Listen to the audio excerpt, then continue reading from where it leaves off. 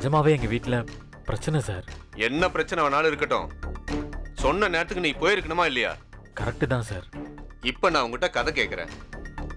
எனக்கு கதையெல்லாம் பிடிக்குது. நான் படாத பாடுபட்டு உன் மேல இருக்கிற தடையை நீக்கி படம் எடுக்கிறேன்னு வச்சுக்க.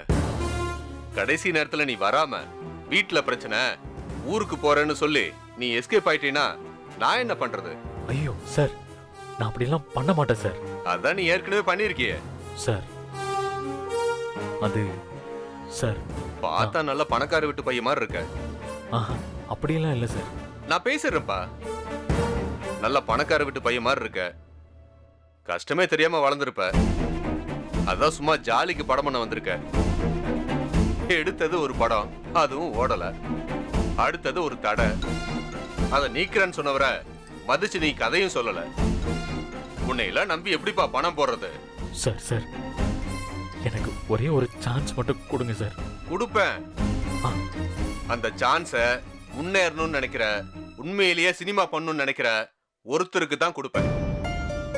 உனக்கெல்லாம் கொடுக்க மாட்டேன். ஆ. நீ கிளம்பு. சார் கிளம்புப்பா. ஆ சரிங்க சார்.